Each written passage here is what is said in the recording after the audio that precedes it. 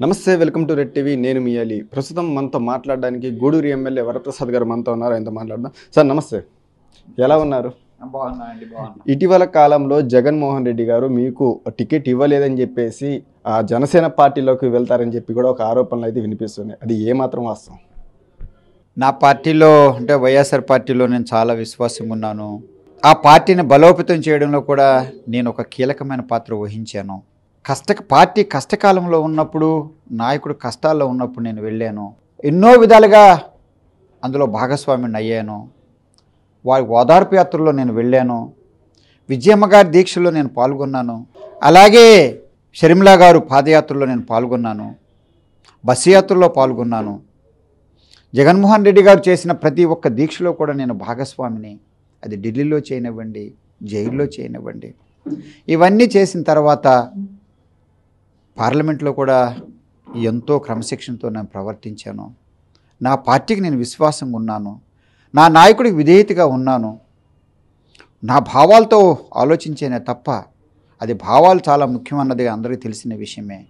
మాలాంటి వాళ్ళు ఒక ఎజెండాతో వస్తాము. ఆ సమాజంలో ఉన్న అసమానత్వాలు తొలగాల, సామాజిక న్యాయం కావాలా, కుటుంబంలో ఏ విధంగా ఒక తండ్రి అనుకుంటాడో అందరూ బాగుండాలని చెప్పి అనుకుంటారో, అలాగే రాజకీయ పార్టీలు ఉన్న వాళ్ళు కూడా అందరూ సామాజిక వర్గాలకు కూడా మర్యాద, ప్రేమ, అభిమానం, సంక్షేమం, అభివృద్ధి కావాలా. అలాంటి భావాలతో మేము ఉంటాము. తర్వాత ఎస్సీ ఎస్టీలు బీసీల కొరకు పోరాడడానికి కూడా మా భావాలతో మేము ఉండనప్పుడు మాలాంటి వాళ్ళకి రిజర్వేషన్లు కల్పించి ఆ రిజర్వేషన్ల ద్వారా మేము అనుభవించుకుంటూ పోతూ ఉంటే దానివల్ల ప్రయోజనం లేదు. ఐఏఎస్లో ఉన్నప్పుడు కూడా చాలాసార్లు నాకు ఇబ్బందులు వచ్చాయి. కానీ నా భావాలకు వ్యతిరేకంగా నేను ఏ రోజు చేయలేదు. ఒక్క ఉదాహరణ తెలియచేయాలంటే, నేను సమ్ క్లియరెన్స్ ఎండీగా ఉన్నప్పుడు స్లమ్స్ అంటే అందరూ తెలిసినవే. అది నేను కొన్ని స్లమ్స్ కారణం లేకోకుండా అవి తీసేయొద్దు అని చెప్పి నేను పోరాడినప్పుడు, లేదు అందం కొరకు నందం కొరకు చేయాలని చెప్పినప్పుడు నేను ఏకీభవించలేదు. నన్ను మార్చేసి ఇంకొక పోస్టులో కూడా వేయడం జరిగింది. సో ఎప్పుడైతే నా ఆలోచన ప్రకారమే నేను వెళ్తూ ఉంటాను. ఇప్పుడు కూడా అలాగే చేస్తూ చక్కని ఆలోచనతో ఉన్నాను నేను. ఎందుకంటే ఒక బీసీలకి, ఎస్సీలకి, ఎస్టీలకి, అలాగే మైనారిటీస్, ఇక్కడ నుంచి రిజర్వేషన్ మైనారిటీస్ కూడా పెట్టాలా. ఎందుకంటే ఒక రూపురేఖలు మారిపోతున్నాయి, ప్రజాస్వామ్యం రూపురేఖలు మారిపోతున్నాయి.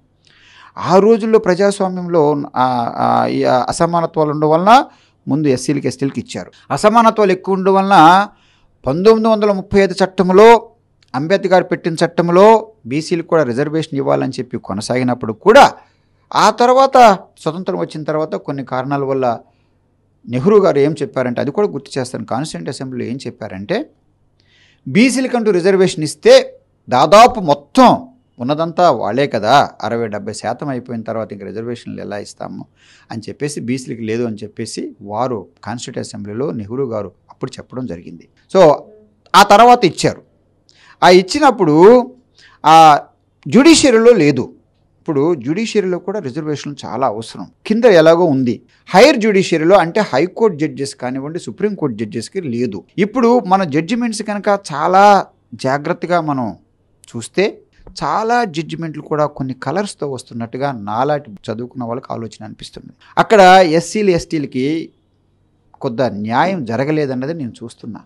అలాగే మైనారిటీస్కి న్యాయం జరగట్లేదు అన్నది కూడా నేను చూస్తున్నా. ఇవి ఎక్కడి నుంచి వచ్చాయో కూడా నేను తెలియచేస్తున్నాను. ఇది నా ఆలోచనతో వచ్చిందో, నా ఊహలతో వచ్చింది కాదు. నేను ఎంపీగా ఉన్నప్పుడు నేను ఒక కమిటీలో ఉన్నాను. అది స్టాండింగ్ కమిటీ పర్సనల్ రిఫార్మ్స్లో ఉంటుంది. అది నేను ఒకసారి నాగపూర్ జైలుకి వెళ్ళడం జరిగింది. అది పరామర్శించడానికి మా టీం అంతా కూడా వెళ్ళడం జరిగినప్పుడు నాకు మిగిలిన వాళ్ళకి వ్యత్యాసం ఏమిటంటే, మిగిలిన మెంబర్స్ అందరూ కూడా, ఆ స్టాండింగ్ కమిటీ మెంబర్స్ అందరూ కూడా చక్కగా ఏదో కాఫీలు తాగేశారు, చూశారు, సెలలు చూశారు, అది కావాలా, తాగునీరు కావాలన్నారు, బాత్రూమ్లు కావాలన్నారు, వెళ్ళిపోయారు.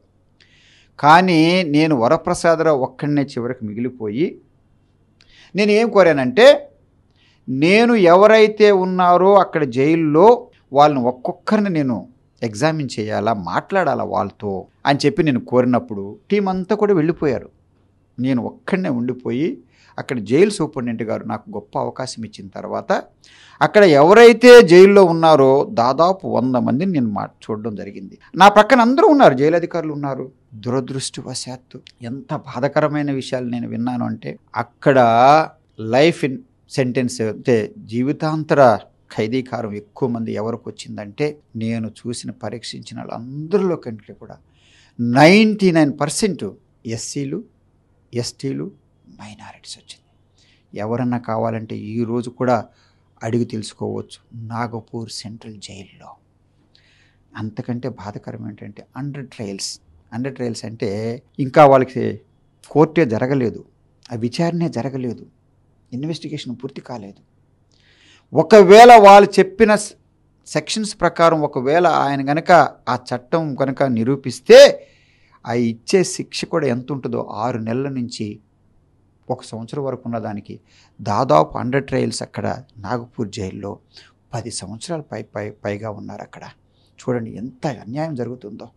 కేవలం ఈ కారణం ఏమిటో తెలుసా? వారికి కావలసిన షూరిటీ బాండ్స్ కానివ్వండి, వారు కట్టవలసిన 10 రూపాయలు కట్టడానికి కానివ్వండి, లేదా అప్పీల్ చేసుకోవడానికి కానివ్వండి, లేదా కోర్టుకు వెళ్ళి చెప్పుకోవడానికి కానివ్వండి, అవకాశాలు లేకపోవడం వలన ఆ విధంగా అందరూ ఎక్కువగా మరణశిక్ష విధించిన వాళ్ళు కానివ్వండి, లేదా జీవితాంతర ఖైదీ కానివ్వండి, ఈ 3 కులాలకు చెందిన వాళ్ళే ఒకరు నేనే చూశాను, అది సాక్ష్యంగా తెలియచేస్తున్నా. అందులో ఏ మాత్రం కూడా నేను పొరపాటు చెప్పటం లేదు. ఎక్కువ మంది మైనారిటీస్ ఉన్నారు, ఆ తర్వాత ఎస్సీలు ఉన్నారు, ఆ తర్వాత ఎస్టీలు ఉన్నారు. కారణం ఏమిటో తెలుసా? వాళ్ళ పేదరికం. హైయర్ జ్యుడిషియల్లో నిలబెట్టి అడగడానికి అవకాశాలు లేకోకుండా వీళ్ళకి మళ్ళా అయితే లీగల్ ఎయిడ్ అయితే ఉంది, చాలా విచిత్రంగా ఉంటుంది. ఆ దానిలోనే వెళ్ళాం మేము కూడా. లీగల్ ఎయిడ్ ఏంటంటే చక్కగా ఉచితంగా కేంద్ర ప్రభుత్వం ఒక అసిస్టెన్స్ పెట్టారు. ఏంటి? అడ్వకేటు ప్రభుత్వం ద్వారా ఆ లీగల్ ఎయిడ్ ద్వారా ఎవరైతే నియమించబడ్డారో ఆ అడ్వకేటు అతను వెళ్ళి, ఆ వకీలు వెళ్ళి ఒక్కొక్క ఎస్సీ ఎస్టీ వాళ్ళని కలవాల, వాళ్ళు జైల్లో ఉన్న వాళ్ళని. నేను వాళ్ళని అడిగాను, జైల్లో ఉన్న వాళ్ళని, ఏమా మిమ్మల్ని ఎవరన్నా వచ్చారా, ప్రభుత్వం తరపున పెట్టిన వాళ్ళు ఉన్నారా, వకీళ్ళు అడ్వకేట్లు మీ దగ్గరకు వచ్చారంటే మేము ఒక్కొక్కరు 10 సంవత్సరాలు ఉన్నాం, ఎవరు రాలేదు. చూడండి, అంటే ఏ విధంగా ఒక స్కీమ్ ఉంటే కూడా దాన్ని మానిటరింగ్ సిస్టమ్ అంటూ లేకపోతే, దాన్ని అడిగే వాళ్ళంటూ లేకపోతే ఎలా ఉంటుందో చూడండి. వాళ్ళ మట్టుకు అడ్వకేట్ చక్కగా 25,000 నెలకు తీసుకుంటున్నాడు, ప్రతి చోట కూడా తీసుకుంటున్నారు. సో దాని కొరకు సో ఇలా వచ్చినప్పుడు దీని కొరకు నేను ఏం చెప్పానంటే, ఇలాంటి నిలదీసి హైయర్ జ్యుడిషియల్లో కూడా రిజర్వేషన్ కావాలని చెప్పి కోరుకునే వాళ్ళు చెప్పగా మాట్లాడగలిగిన వ్యక్తి వరప్రసాద్ రావే కదా. ఆ తర్వాత కేంద్ర బ్యాంకులన్నీ కూడా లోన్లు ఇస్తుంటే కొంతమందికే వెళ్ళిపోతున్నాయి, అందరికి కూడా పెట్టింది. అది కేంద్రం నుంచి వచ్చిన డబ్బులు కాదు, అవి ఎవరు వచ్చిన డబ్బులు కాదు. ఈ పేదవాడు కనుక అందులో పెట్టిన డిపాజిటే వాళ్ళు లోన్లుగా ఇస్తున్నారు తప్ప వాళ్ళు ఏం రిజర్వ్ బ్యాంకులో ముద్ర కొట్టించి ఇవ్వట్లేదు. నేను రిజర్వ్ బ్యాంకులో కూడా పనిచేసిన వ్యక్తిని, ఐఏఎస్గా చేసి వచ్చిన వ్యక్తిని. పేదవాడు డిపాజిట్గా పెట్టింది 1,00,000 మంది పేదవాడికి పెట్టిన దానికి ఆ 1,00,000 పెట్టిన దానికి ఆ 1,00,000 తీసుకెళ్ళి గొప్పోడికి ఇచ్చుకుంటూ కూర్చున్నాడు. అది కూడా చక్కగా నిష్పత్తి ప్రకారం కనుక సమాజాలకు ఇస్తే సమాజం అభివృద్ధి చెందుతుంది కదా. అలాగే రాష్ట్ర సంపద, దేశ సంపద, ఖనిజాలు ఇవన్నీ కూడా అన్నీ కూడా చక్కగా భద్రంగా అందరికి ఇస్తే అప్పుడు కూడా సమాజంలో అసమానతలు పోతాయి కదా అని ఇవన్నీ కూడా నేను అసెంబ్లీలో మాట్లాడాను, పార్లమెంట్లో మాట్లాడాను.